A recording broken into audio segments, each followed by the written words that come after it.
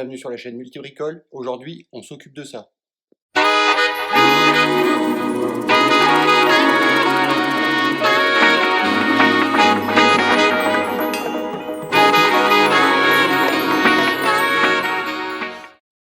Donc problème sur un four qui coupe par intermittence, c'est-à-dire qu'il se met en chauffe, il chauffe correctement, et puis sans savoir ni pourquoi ni comment la chauffe se coupe.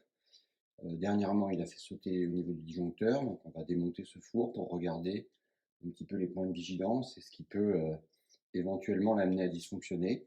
Première étape, aller couper le disjoncteur de manière à ce que le four ne soit plus alimenté pour le sortir de son logement.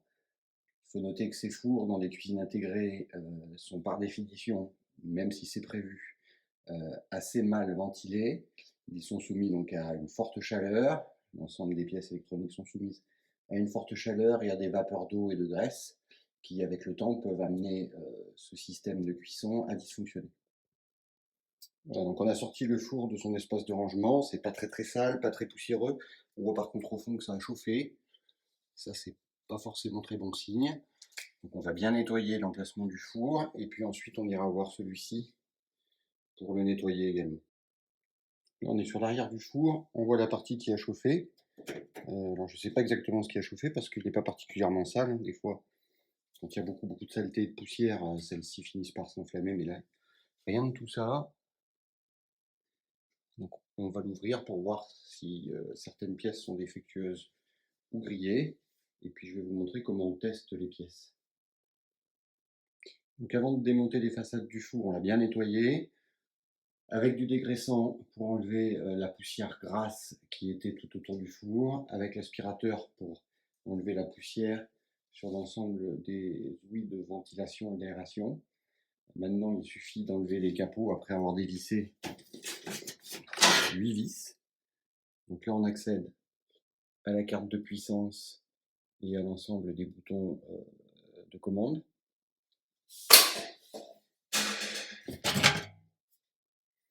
On est sur le dessus du four.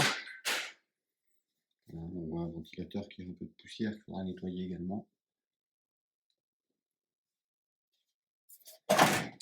Et puis, on accède ici à l'arrière du four avec les deux moteurs ventilateurs.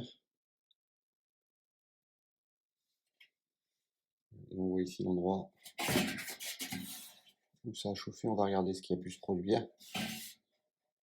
Est-ce que quelque chose a coulé? On voit des traces de coulure ici. On va regarder tout ça. Voilà, donc on a tout nettoyé l'intérieur aussi qui était un peu poussiéreux. Ici, vous avez la platine de commande avec l'horloge, les deux boutons de commande. Là, la carte de puissance.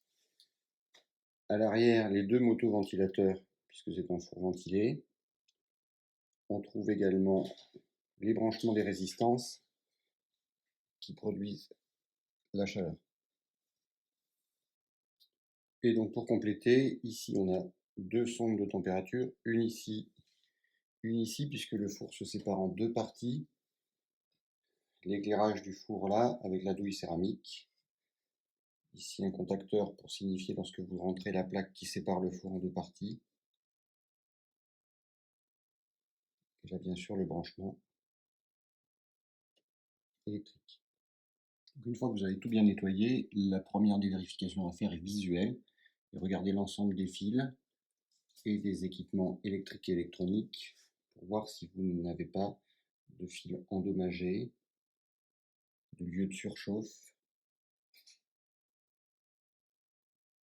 Vérifiez également le bornier ici, voir si vos fils sont correctement raccordés.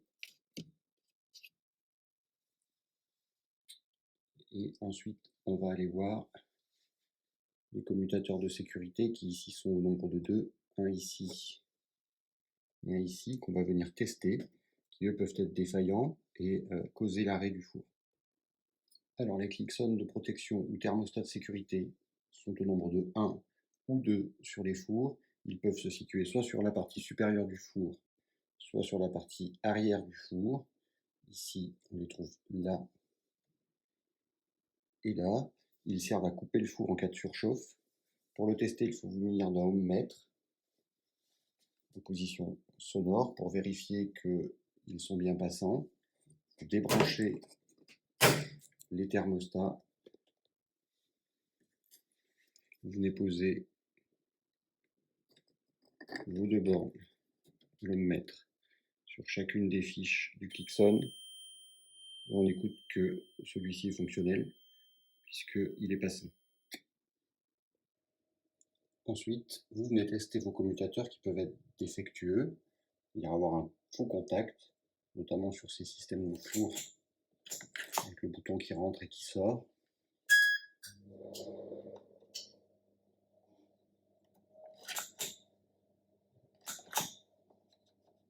Là, il ne semble pas y avoir de soucis avec les commutateurs, mais ils peuvent être aussi la cause d'une panne.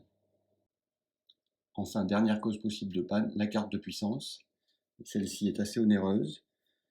Vous pouvez, si vous la changez, au mieux ne pas régler le problème si la panne vient d'un ventilateur ou d'un autre faux contact. Au pire, griller la nouvelle carte de puissance, et dans ce cas, vous aurez perdu de l'argent pour rien. Pour résumer, si vous avez une coupure inopinée de votre four, démontez-le, vérifiez qu'il n'est pas sale dans les parties intérieures, vérifiez également que les câbles ne sont pas endommagés et que toutes les connexions sont bonnes, testez les thermostats de sécurité. Voilà. Un bon nettoyage peut parfois suffire à éviter ces pannes inopinées de four.